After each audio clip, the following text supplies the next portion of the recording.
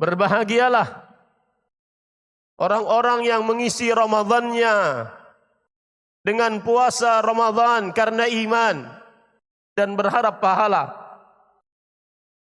Berbahagialah orang-orang yang mengisi Ramadannya dengan salat tarawih karena iman dan berharap pahala. Berbahagialah orang-orang yang mengisi malam-malam 10 hari terakhirnya dengan tarawih dan qiyamul lail berburu Lailatul Qadar karena iman dan berharap pahala. Berbahagialah dengan ampunan, pemaafan atas seluruh dosa-dosa dan kesalahan-kesalahan yang telah lalu dari dosa-dosa kecil. Rasulullah sallallahu alaihi wasallam bersabda, "Man shama Ramadhana imanan wa ihtisaban, ghufira lahu ma taqaddama min dhanbihi." Siapa yang berpuasa Ramadan karena iman dan berharap pahala, diampuni untuknya dosa-dosanya yang telah lalu. Man qama Ramadhana imanan wa ihtisaban, ghufira lahu ma taqaddama min dhanbihi. Siapa yang salat tarawih pada bulan Ramadan karena iman dan berharap pahala, diampuni untuknya dosa-dosanya yang telah lalu. Man qama lailatal qadri imanan wa ihtisaban, ghufira lahu ma taqaddama min dhanbihi.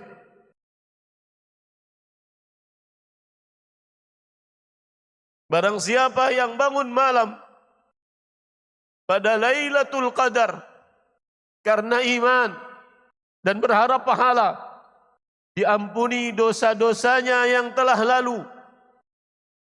Rasulullah sallallahu alaihi wasallam bersabda, "As-salawatul khams wal jum'atu ila al-jum'ah wa ramadhanu ila ramadhan mukaffiratun ma bainahun idza ijtanaba al-kaba'ir." Antara salat 5 waktu, antara Jumat kepada Jumat lainnya, antara bulan Ramadan dengan Ramadan selanjutnya adalah menghapuskan dosa-dosa jika dia menjauhi dosa-dosa besar. Berbahagialah yang memasuki Ramadan dan dia mengisinya dengan amal ibadah, ketaatan kepada Allah, memenuhi panggilan Allah, ya baghiyal khairi aqbil. Wahai pencari kebaikan, sambut bulan Ramadan, perbanyak taat. Wa ya baghiyasy syarri aqsir. Wahai pencari keburukan, ahli maksiat, cukupkan Anda di dalam bulan Ramadan. Lalu dia taat. Berbahagialah orang tersebut karena dia telah mendapatkan ampunan dari Allah Subhanahu wa taala. Rasulullah sallallahu alaihi wasallam bersabda, "Raghima anfu 'abdin dakhala Ramadan thumma insalakh falam yughfar lah, wa dakhala an-nar fa ab'adahu Allah." Sungguh seseorang sangat terhina masuki bulan Ramadan, kemudian berlalu bulan Ramadan padanya, kemudian dia tidak diampuni dosa-dosanya, dijauhkan dari surga, dimasukkan ke dalam nerakanya Allah Subhanahu wa taala. Berbahagialah yang kebalikan dari hadis tersebut, yang mengisi Ramadannya dengan ketaatan, meskipun letih, capek, lapar, haus, menahan kantuk di 10 hari terakhir bulan Ramadan. Berbahagialah. Berbahagialah dengan pahala yang dijanjikan oleh Allah dalam Al-Quran. Inna anzalnahu fi lailatul qadr. Wa ma adraka ma lailatul qadr. Lailatul qadri khairun min alfi syahr. Kami turunkan Al-Quran pada Lailatul Qadar. Tahukah kalian bagaimana mulianya Lailatul Qadar? Bagaimana agungnya Lailatul Qadar? Lailatul Qadar beribadah di dalamnya senilai dengan beribadah selama 1000 bulan.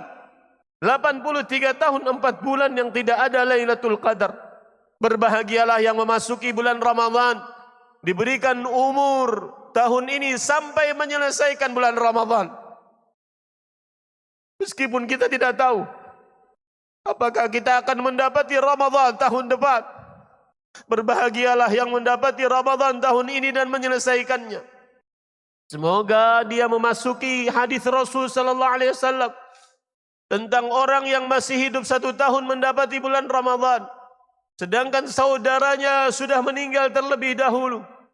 Rasul sallallahu alaihi wasallam mengatakan tentang orang tersebut, antara 2 orang tersebut, fama bainahuma bainal masyriqi wal maghrib, kedudukan antara keduanya yang mendapati Ramadan, kemudian dia mengisi Ramadan dengan ibadah kepada Allah, dengan orang yang mati sebelum Ramadan, jarak antara mereka di surga seperti antara langit dan bumi. Berbahagialah, berbahagialah wahai kaum muslimin, bersyukurlah.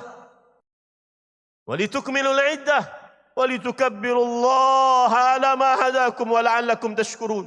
Tapi ingat, semuanya itu petunjuk dari Allah Subhanahu wa ta'ala. Tidak ada yang memberikan petunjuk untuk ibadah, meninggalkan maksiat, kecuali Rabbul Jalali wal Ikram, Jalla Jalaluh. Al-waqfatu tsaniyah, renungan yang kedua. Wahai kaum muslimin yang saya cintai karena Allah. Allah Subhanahu wa ta'ala berfirman di dalam ayat-ayat puasa dan Ramadan. Ya ayyuhalladzina amanu kutiba alaikumus shiyam kama kutiba alal ladzina min qablikum la'allakum tattaqun ayyaman ma'dudat. Wahai orang-orang yang beriman, diwajibkan atas kalian berpuasa sebagaimana orang-orang sebelum kalian diwajibkan atas mereka, agar kalian bertakwa pada hari-hari yang berbilang. Ramadan sudah berlalu. Begitulah akan selalu setiap tahunnya. Matahari terbit, tenggelam, terbit, tenggelam, terbit, tenggelam, tanpa ada yang bisa menahannya kecuali Rabbul Izzah Jalla Jalaluh, Allah Subhanahu wa ta'ala. Ramadan berlalu, renungannya, kehidupan kita di dunia pun akan berlalu. Kehidupan di dunia kita pun ayyaman ma'dudat, hanya hari-hari berbilang. Kita semua menunggu giliran, kapan datang malaikat maut di depan pintu rumahnya. Seorang tabi'i dikatakan kepada dia, yaitu Mansur bin Jazan, seorang tabi'i, jika dikatakan kepada dia, inna malakal mauti bil bab ma zada ala amalihi syai'an. Wahai Mansur bin Jazan, sesungguhnya di depan rumahmu sedang ada malaikat maut menunggumu. Kapan engkau keluar rumah, engkau akan mati. Maka Mansur bin Jazan tidak menambah sedikit pun dari amal ibadahnya, karena selalu di dalam amal ibadah. Seorang bertanya kepada Rasul sallallahu alaihi wasallam, "Ya Rasulullah, mata as-sa'ah?" Wahai Rasulullah, kapan hari kiamat? Rasul sallallahu alaihi wasallam kemudian bertanya kembali, "Madza a'dadta laha?" Apa yang engkau siapkan untuk mendapati hari kiamat? Perhatikan baik-baik wahai kaum muslimin. Ahibbati fillah, afani Allah wa iyyakum wa baraka fikum. Kaum muslimin yang saya cintai karena Allah, semoga Allah Subhanahu wa ta'ala selalu memberikan afiat dan keberkahannya kepada kita. Rasul sallallahu alaihi wasallam mengalihkan pertanyaan tentang kapan datangnya hari kiamat, karena hari kiamat pasti datang. Wafaqta am abait, engkau setuju atau engkau akan menolaknya. Kullu ma huwa atin at, setiap yang kata Allah datang pasti akan datang. Hari kiamat pasti akan datang. Akan tetapi apa persiapan kita untuk bertemu dengan Allah Subhanahu wa ta'ala? Ingat baik-baik, semua dari kita akan berdiri di hadapan Allah, langsung berhadapan dengan Allah, tanpa ada seorang penerjemah pun di antara kita. Ma minkum min ahad Tidak ada seorang pun dari kalian illa annahu waqifun baina yadayillah laisa bainahu wa bainallahi tarjuman. Dia akan berdiri di hadapan Allah Subhanahu wa taala, tidak ada antara dia dengan Allah seorang penerjemah pun. Dia akan ditanya sebagaimana hadis Rasul sallallahu alaihi wasallam.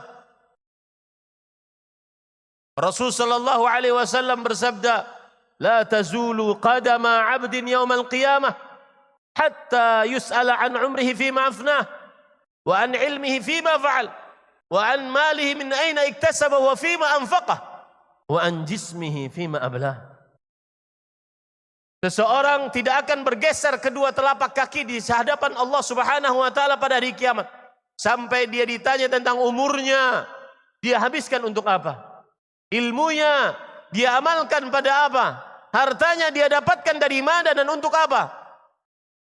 Dan anggota tubuhnya, dia akan ditanya untuk apa dia gunakan anggota tubuhnya tersebut. Allah berfirman dalam Al-Quran, "Thumma latus'alunna yawma idzin 'anil na'im." Seluruh nikmat benar-benar kalian akan ditanya oleh Allah Subhanahu wa taala. Kata Al-Hasan Al-Basri rahimahullah, hatta al-asal wa hatta al-ma' al-barid, sampai minum madu, minum seteguk air yang dingin saat dahaga akan dimintai pertanggungjawaban oleh Allah Subhanahu wa taala. Persiapkanlah kematian tersebut. Berkata Maimun bin Mihran rahimahullah, ya ma'syarasy syuyukh, beliau melihat kepada orang-orang yang tua. Perhatikan yang di sini berumurnya 50 ke atas. Anda sudah masa tua. 50 ke 60 atau 60 ke 80. Yakini baik-baik Anda sudah tua. Kata Maimun bin Mihran, seorang tabi'i, muridnya para sahabat Nabi radhiyallahu anhu. Ya ma'syarasy syuyukh, wahai orang yang tua. Madza yahsulu liz-zar' idza biyadda? Qalu al-hasad. Apa yang akan terjadi? Ma yuntadharu az-zar' idza biyadda? Apa yang ditunggu oleh tumbuh-tumbuhan, oleh tanaman apabila dia sudah memutih? Maka yang ada adalah mati. Dipetik kemudian mati, selesai. Artinya orang-orang yang tua sebentar lagi mau meninggal. Tapi ingat, kemudian beliau menoleh kepada para pemuda dari umur 15 sampai 35. Dari 35 sampai 50. Perhatikan baik-baik. Umur syabab, umur muda 15 sampai 35. Umur kuhul, umur matang 35 sampai 50. Perhatikan. Beliau mengatakan, inna zar' qad tadkhuluhu al-afah qabla an yustahsad. Sesungguhnya kadang-kadang tumbuhan, tanaman masuk kepadanya penyakit sebelum dia dipetik. Mungkin yang muda meninggal duluan sebelum yang tua, dan itu yang terjadi sebagaimana yang dikatakan oleh Imam Ibnul Jauzi rahimahullah.